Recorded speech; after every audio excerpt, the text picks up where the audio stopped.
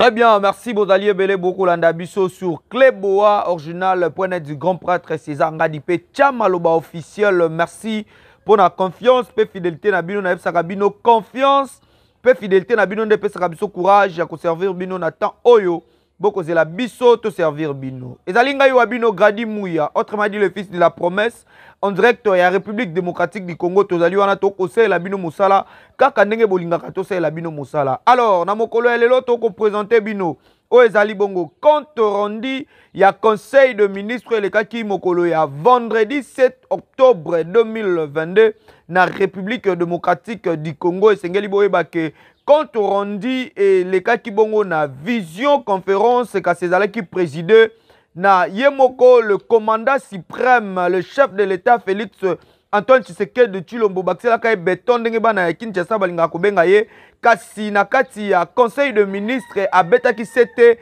na makambo etali justice ya mboka na biso République démocratique du Congo. Comment est-ce que le peuple congolais kino lelo ba kolela na likambo etali justice na mboka na biso ekotambola malamu te, le président de la République akendaki ko beta sete pour être makambo bakotambola malamu afin que le peuple congolais a se retrouver boyebi que président de la République azalaka toujours wana pona ko sepelisa ba imoka pona ko sepelisa peuple congolais alukaka toujours ba intérêt o ezali ya population. Alors na conseil de ministres abetaki sete na likambo etali justice TV ezali radio te tolanda na bilili. Comment est-ce que conseil de ministres ya vendredi 7 octobre 2022 et les cas qui ngai na bino tokutani prochainement. Au revoir, bye.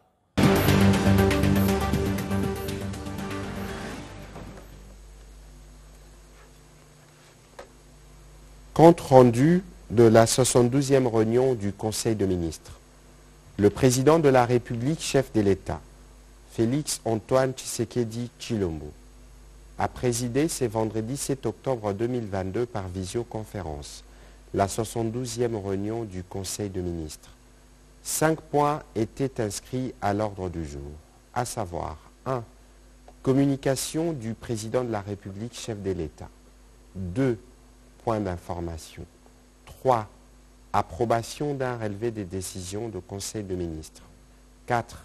Examen et adoption des dossiers. 5. Enfin, examen et adoption de textes. La communication du président de la République, chef de l'État, a porté sur 4 points principaux, à savoir 1. De la prise en charge humanitaire des déplacés dans les provinces de Mai-Ndombe, Kwilu et Kwango. Les conflits Yakateke qui couvrent depuis plus d'un mois dans les territoires de Kwamut a pris des proportions inquiétantes avec des pertes en vies humaines et matérielles. Cette situation inacceptable vient troubler la paix entre communautés qui ont toujours vécu en harmonie. Au-delà des efforts louables déployés jusque-là, à la fois par les autorités provinciales et celles du gouvernement central, d'autres défis demeurent, notamment la sécurisation de la route nationale numéro 17. Le président de la République a aussi tenu à lancer un vibrant appel au calme à l'ensemble de la population du Grand Bandundu, qu'il exhorte à redoubler de vigilance pour dénoncer tout acte susceptible d'exacerber le conflit. Le président de la République a en outre encouragé le ministre des Affaires sociales, Action humanitaire et solidarité nationale d'activer rapidement un plan de gestion des flux migratoires et impacts sociaux comme réponse rapide et efficace pour une prise en charge d'urgence.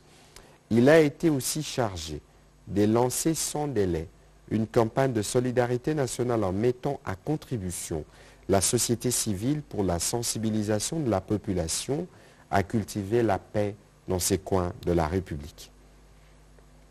Le vice-premier ministre, ministre de l'Intérieur, Sécurité, décentralisation, affaires coutumières, la ministre d'État, ministre de la Justice et garde de Sceaux, les ministres de la Défense nationale, à travers leurs services spécialisés sous les supervisions du Premier ministre, ont été chargés de documenter des faits infractionnels sur l'ensemble du périmètre concerné de la zone de conflit et d'accélérer les rétablissements partout de l'ordre public. Deuxième point de la communication du président de la République. de la rationalisation de l'action de la justice dans le renforcement de la gouvernance publique et de l'état de droit.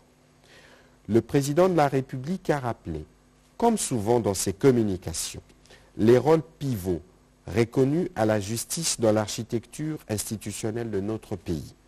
Il lui revient de constater que loin de se relever de ses faiblesses, pour l'instant, notre justice va encore mal, s'invitant sur les bancs des accusés, à la grande incompréhension et désolation de notre peuple. Chaque jour, dans tous les coins du pays, le peuple assiste abasourdi, scandaleusement à des actes ou comportements de certains acteurs judiciaires, ainsi qu'à des actions ou décisions judiciaires à la limite du hasard et de la théâtralisation de celles-ci, creusant davantage la méfiance devenue légendaire entre le peuple et la justice. Au regard des dysfonctionnements relevés tant pour ce qui concerne la justice pénale, la justice civile ou administrative, qui sont la voie qui mène à la justice, est assimilée à tort ou à raison à un véritable chemin de la croix. Dans cet environnement, le Conseil supérieur de la magistrature devrait se mobiliser pour relever efficacement les défis de la régulation administrative et disciplinaire de la magistrature. C'est une interpellation du président de la République. Le président de la République entend aussi y veiller dans le cadre de ses prérogatives constitutionnelles, car face à une telle situation, c'est lui qui devient, pour la population en danger et désespérée, comptable ou coupable de cette inaction ou de l'action désarticulée de la justice. Sans enfreindre à l'indépendance constitutionnelle du pouvoir judiciaire, qui, bien plus qu'un droit exclusif pour le magistrat, est une garantie reconnue pour les justifiables d'avoir une justice impartiale. Le président de la République a chargé la ministre d'État, ministre de la Justice et garde de Sceaux, de travailler avec le Conseil supérieur de la magistrature en activant la passerelle légale du cadre de concertation prévu à l'article 17 du règlement intérieur du Conseil supérieur de la magistrature afin de proposer une série de pistes de solutions rapides. Autant que l'inspection générale des services judiciaires et pénitentiaires, comme instrument d'accompagnement du ministère de la Justice, est appelée à jouer son rôle de manière efficace.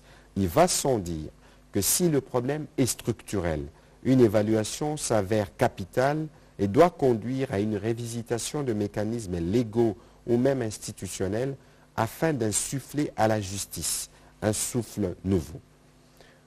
Troisième point de la communication du président de la République, de la délivrance des documents relevant de l'autorité de l'État. La construction d'une administration publique dynamique est un pilier majeur du renforcement de l'autorité de l'État et par ricochet du développement de notre pays, a rappelé le président de la République. Aussi, l'un des indicateurs d'une administration dynamique est la promptitude de ses actions et interactions dans ses rapports avec les usagers, tant à l'intérieur qu'à l'extérieur du pays. Il est donc inadmissible que la délivrance des documents qui matérialisent l'autorité de l'État, passeport, imprimé de valeur, titres académiques scolaires, les documents relevant de l'identification, permis de conduire, etc., deviennent une question des mois, voire des années. Pour ce faire, le président de la République a chargé les membres du gouvernement, chacun en ce qui le concerne, d'agir avec diligence pour qu'avant la fin de cette année 2022, des options claires soient levées en vue d'une solution durable à ces problèmes qui est une cause des graves inquiétudes nationales. Dans le même sens, le président de la République a encouragé le Premier ministre à prendre toutes les dispositions nécessaires afin que la responsabilité de la production de tous les imprimés de valeur puisse revenir de manière définitive et exclusive à l'hôtel de monnaie de la Banque centrale du Congo. Dernier point de la communication du président de la République, de la nécessité de renforcer les activités du service national et de les étendre progressivement à d'autres provinces. Le président de la République a rappelé que depuis sa relance, le service national a produit plus de 6 000 tonnes de maïs à Kanyamakasese dans le Lomami et Lovo dans le Congo central et travaille pour en produire au moins 10 000 tonnes à la fin de l'année 2022. Ainsi, le service national approvisionne régulièrement les cantines de militaires en farine de maïs, contribuant à l'amélioration de leurs conditions de vie et celles de leurs familles.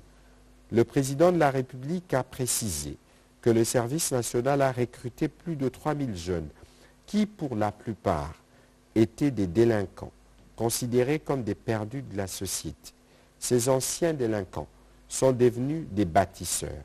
Ils ont pu retrouver une identité, une fierté et une considération pour la nation. Les activités du service national participent tant soit peu à l'amélioration de la sécurité alimentaire, notamment par la stabilisation de prix de certaines denrées, à l'amélioration de conditions de vie de population en général et des militaires en particulier, à la construction des infrastructures et équipements d'utilité publique, à la réintégration sociale des jeunes délinquants et à l'amélioration de la sécurité dans les villes par une insertion professionnelle et sociale réussie de ces jeunes. D'où a-t-il insisté la nécessité de renforcer les dites activités et de voir le service national se déployer à travers toutes les provinces de la République dans le meilleur délai. À la suite du président de la République, le Premier ministre et chef du gouvernement a d'une part fait part de la poursuite du dialogue avec le banc syndical de médecins et d'autres professionnels de santé à Bibois et de la nécessité de faire aboutir ces processus dans le cadre du dialogue social. Et d'autre part, il a fait l'économie du programme de développement local de 145 territoires qui atteint son point culminant.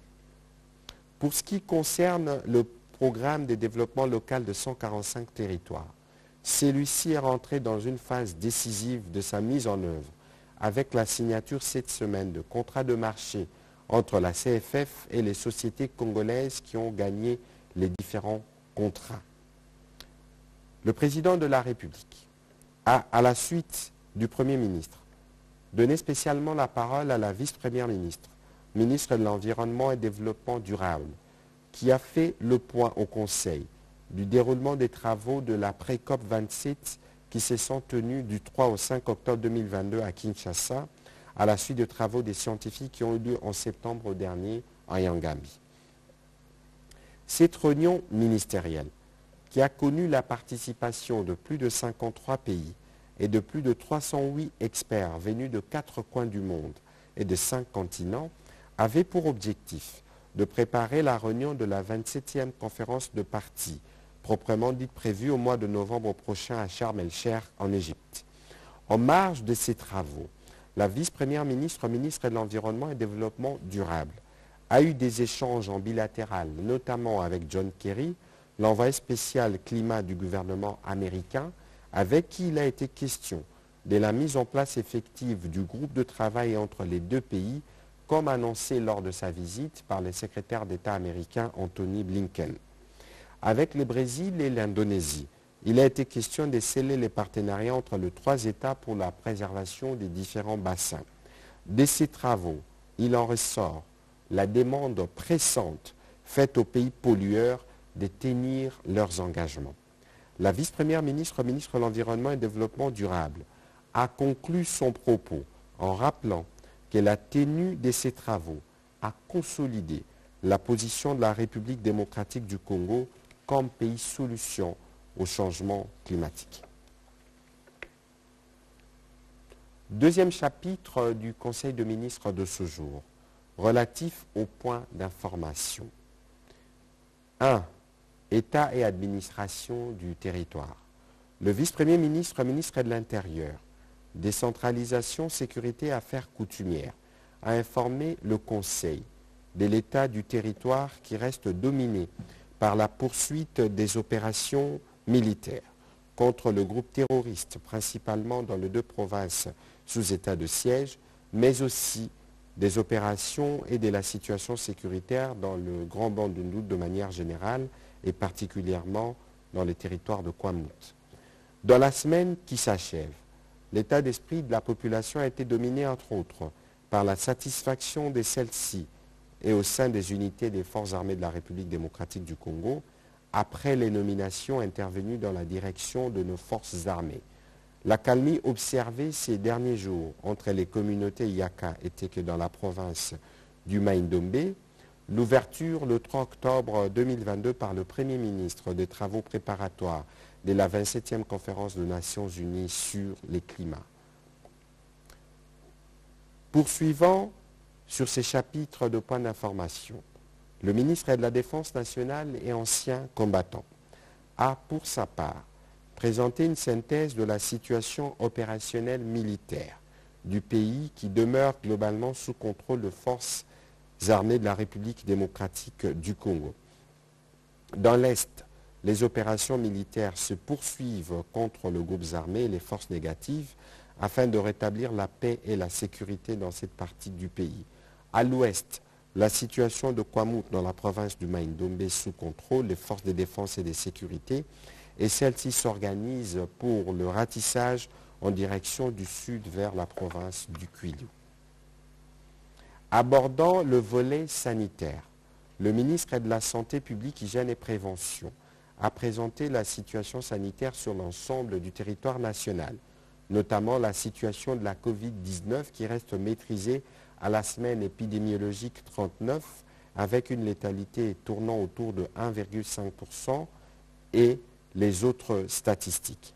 Il a rappelé le message du ministère de la Santé publique, Hygiène et Prévention appelant à la vigilance, au respect des mesures barrières et évidemment à la vaccination.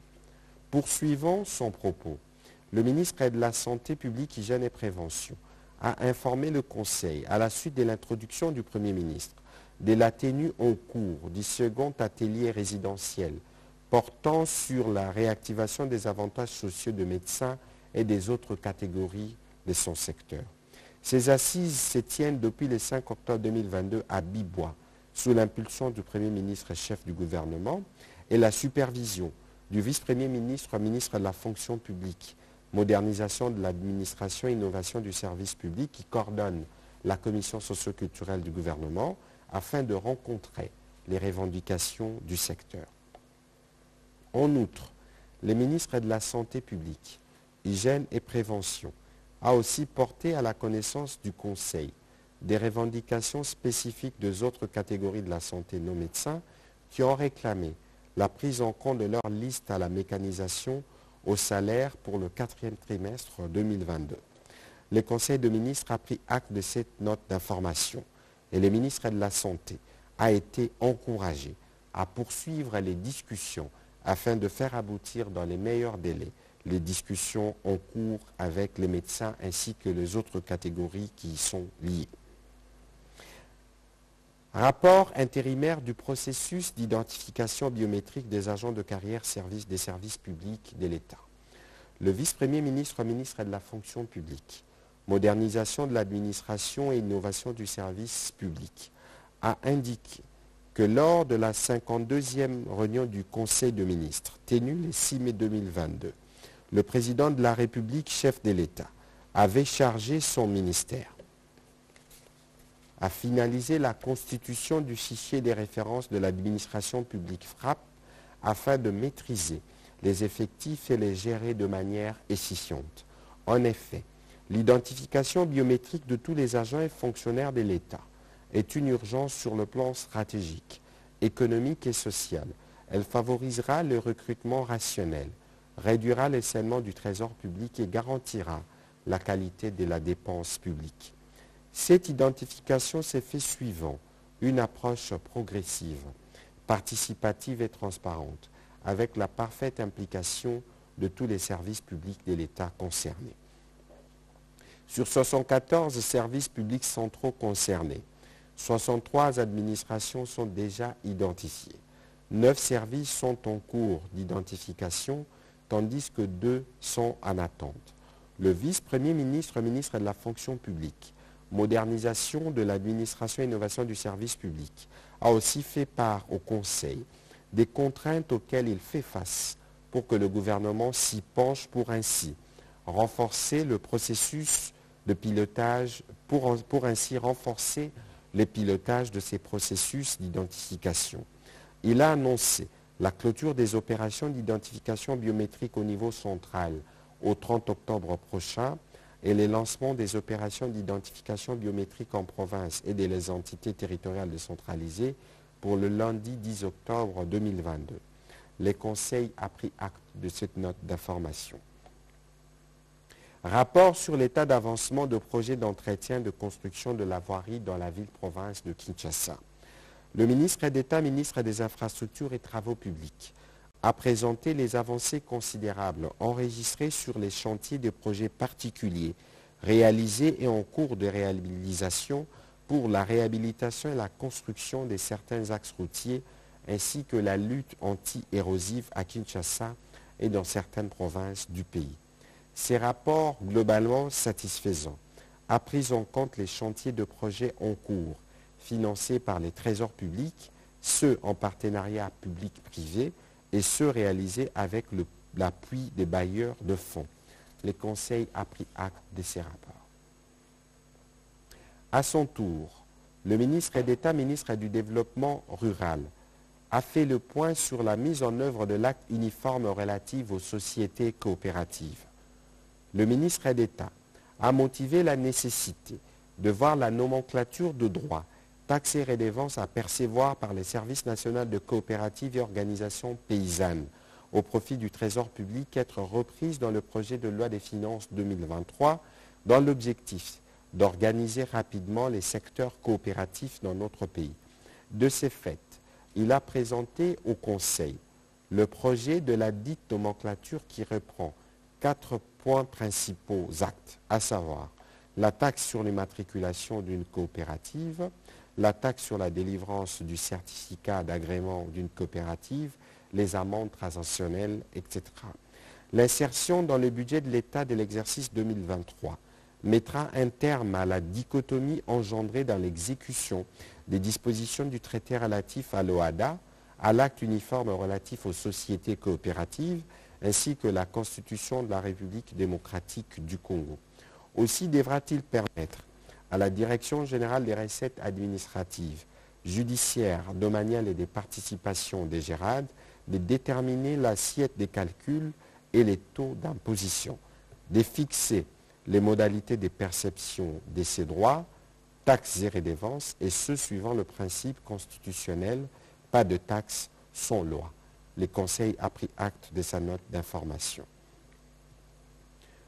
Au point 7, sur ces chapitres de points d'information, le ministre des Finances a présenté au Conseil le plan de rationalisation des charges non fiscales pour fin septembre 2022 qui constitue un repère structurel pour la 3e revue du programme économique conclu avec le Fonds monétaire international en cours de préparation.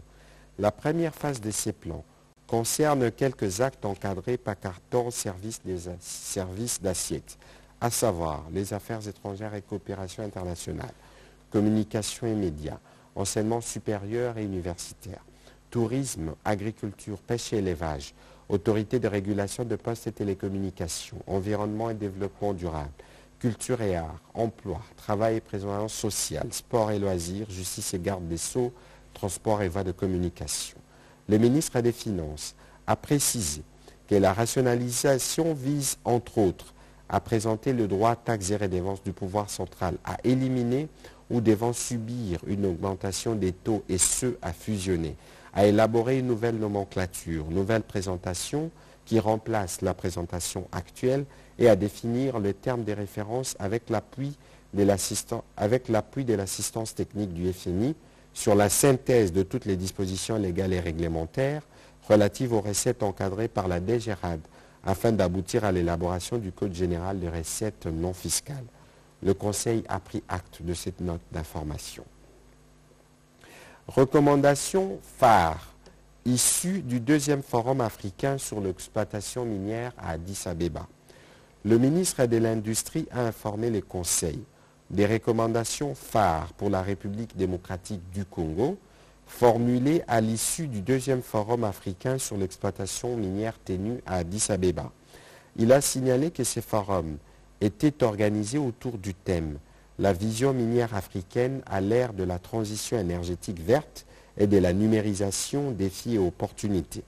À la suite de ces assises, des recommandations ont été formulées pour la République démocratique du Congo, notamment celles liées à la nécessité pour les États membres de l'Union, producteurs de minerais et métaux stratégiques verts, de ratifier les statuts du Centre africain de développement minier. De ces points de vue, la République démocratique du Congo devrait saisir cette opportunité au regard des avantages comparatifs qui vont avec les 10 centres et être parmi les premiers à ratifier les statuts relatifs aux questions de transition énergétique. Le Conseil a pris acte de ce rapport. Deux autres rapports qui concernent le ministère de l'intégration régionale. Le ministre de l'intégration régionale a présenté deux rapports au Conseil. Le premier a porté sur l'état d'avancement des préparatifs du 9e jeu de la francophonie à Kinshasa. À ces propos, il a indiqué que le taux global d'exécution des travaux est à ce jour satisfaisant sur tous les chantiers, suivant les explications fournies par les services habilités, notamment au cours de la visite de terrain effectuée par le Premier ministre chef du gouvernement.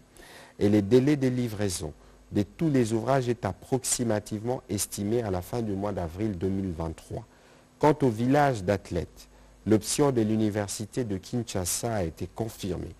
Le second rapport a concerné la troisième session de la grande commission mixte entre la République unie de Tanzanie et la République démocratique du Congo, en vue de matérialiser la volonté exprimée par les deux chefs d'État. Ces assises ont été organisées à Dar es Salaam. À l'issue des travaux, les partis ont conclu et signé un mémorandum d'entente en matière de défense par les ministres des Défenses des deux pays respectifs.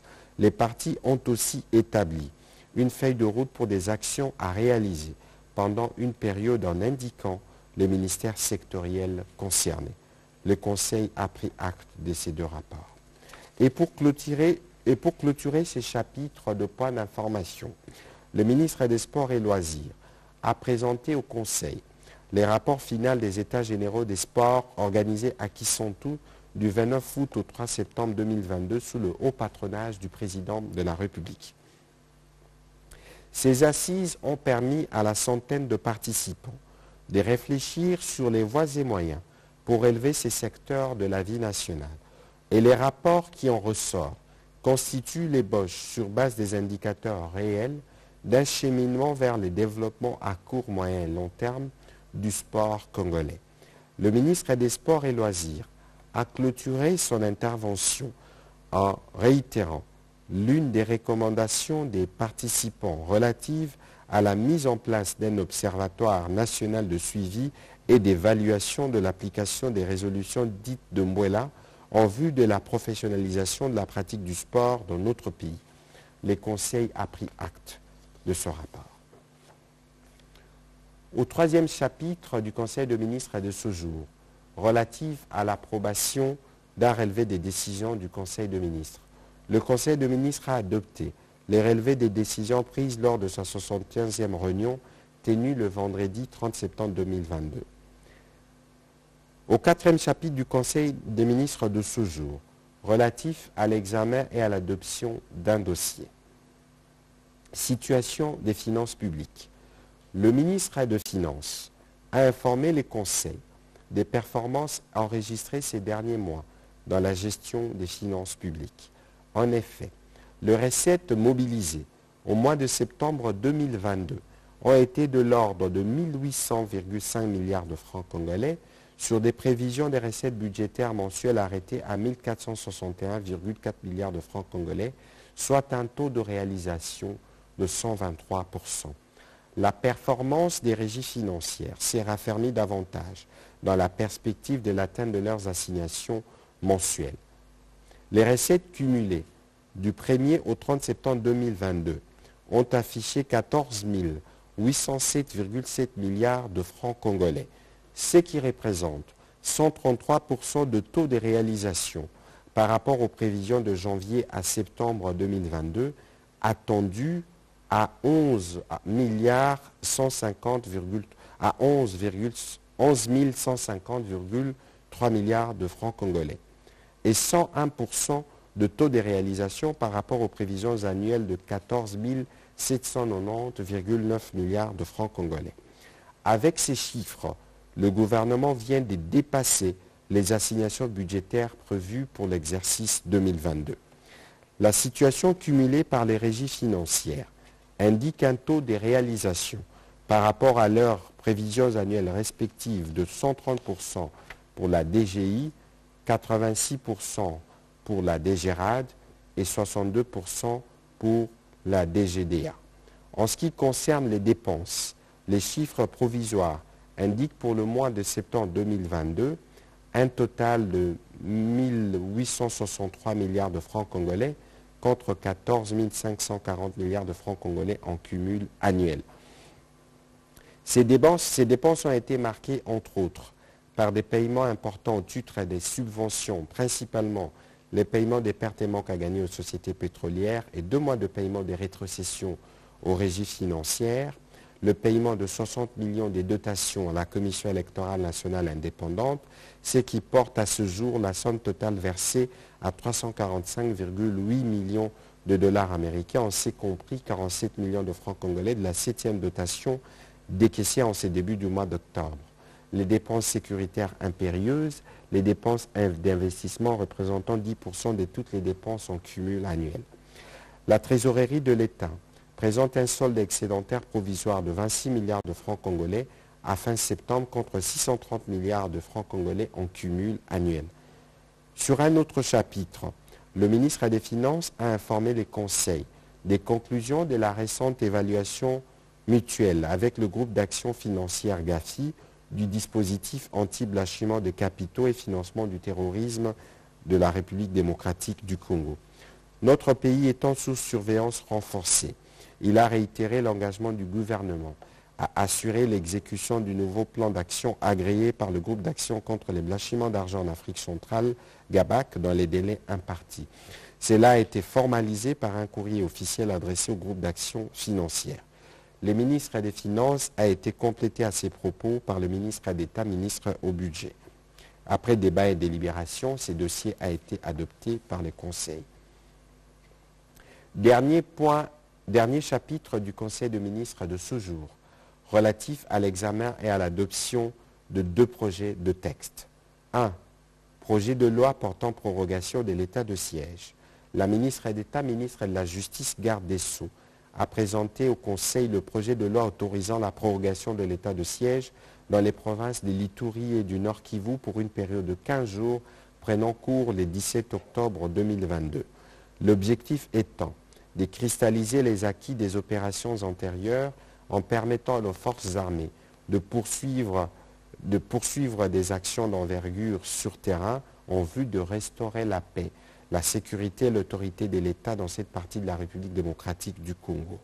Après débat et délibération, ce projet de loi a été adopté. 2. Projet de décret portant gouvernance budgétaire. Le ministre d'État, ministre du Budget, a fait l'économie du projet de décret portant gouvernance budgétaire en République démocratique du Congo.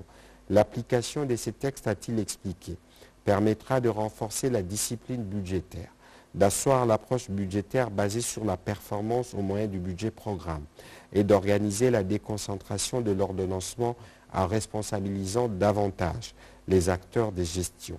Le présent projet de décret a le mérite d'expliciter et de réglementer les modalités de mise en œuvre des innovations induites par les prescrits de la loi numéro 11/011 du 13 juillet 2011 relatif aux finances publiques. Il s'agit respectivement de la gestion des risques budgétaires, de la conférence des performances, du cadre d'exécution budgétaire amende programme, de la gestion publique axée sur la performance et de la régulation budgétaire. Après débat et délibération, le Conseil des ministres a adopté ce projet de décret. Commencé à 13 h, la réunion du Conseil des ministres a pris fin à 17h42. Je vous remercie.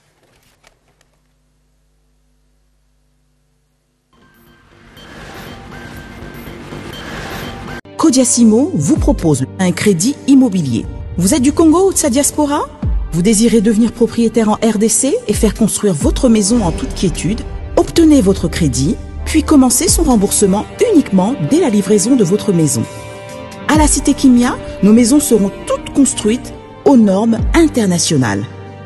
Située à seulement 25 minutes de l'aéroport de Njili, 10 minutes de Safari Beach, au cœur de cette cité moderne, vous y trouverez aussi un centre commercial avec plusieurs commerces de proximité. Nos bureaux sont situés au 173 avenue Mutombokachi, dans la commune de la Gombe, référence rond-point Forescom. Venez dès à présent réserver votre lot dans ce nouveau havre de paix à Maluku, ce nouvel Eldorado au Congo. Kodiasimo, la meilleure adresse pour construire la vôtre. Sepela TV ezali décodeur ya Banamboka. Sepela TV différence nango ezali na ba décodeur mususu o tozalaka nango na kati ya ndaku. Sepela TV botala ngo ezaka mukie. Eza mukie olingi ko voyager ozu yango o voyager nango.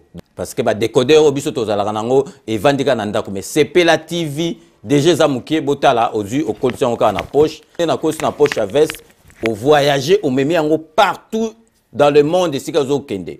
Donc on a besoin il y a câble HDMI, courant na internet. Internet est comme partout, courant est partout. Donc ils en a plus de 500 chaînes yo surtout ya kitoko. Bilengi ba choix ya congolais kaka mutaoye bango. Donc congolais kaka mutaye bango. Congolais kaka mutaoye ba elengi nini yo kaka. Donc congolais kaka mutaye bango. Donc c'est relative ça. Ya Banamboka bozwa abonnement nango okozwa ngo ya ne mobimba okozwa ngo pe par mois au bengi bango na ba numéro na bango bozali komona. Donc Sepela TV ezali décodeur ya yo ya ngai. Donc ezali ya étranger te ezali ya Banamboka. Avec Sepela TV tout le monde est d'accord et il en restera ainsi pendant très longtemps. Bienvenue dans le monde de Sepela TV. Sepela TV est le décodeur qui vous permet de suivre les chaînes du Congo en direct de la diaspora. Ndeko ya Congo, tuna ngai nini agence Wami service oyo ya madame Mireille Wakanke azawana mobimba pona bino ba diaspora bolingi kotinda mituka toba kolia ndenge na ndenge cohésité na yote adresse Ezase Moko 5 boulevard Ornano numéro 75 018 na Paris 16e awa na République du Congo na ville province ya Kinshasa boko zoyango na avenue Maringa numéro 83 référence étoile bleue na commune ya Kasavubu soit bo contacter na ba numéro oyo Maman Mireille Wakanke tata pambola yo na yaka pamba te soko moni na ye kombo na yo na témoignage na yo eke musika pe betinga na motema na mona ba agence na sena moi oyo lukute za makasi na ba agence na escroquerie okomona mosali ya nzambe asali pe publicité batu bazotala me agence na bango vérité ezate na moni mituka na moni bilamba na moni bakoli nyonso batu batindaki ndenge bayebisaki ngai yaka kokontrole na kontrole na moni musala oyo osala Wami service libote na nzambe bisika ya kotinda biloko eza na Wami service. Oui, yaboye ezalate ndeko kosazardete agence ezakaka moko Wami service ya madame Mireille Wakanke atie la disposition ya ba diaspora nyonso pour que boko misaka bakoli na bino mituka na bandeko o baza na Afrique avec impact na idéologie Wami service pardon maman Mireille Wakanke balinga pe ba congolais boyete prix ya mo bobé Wami service et pas Mireille Wakanke. Wami service frappe na le frappe na retour.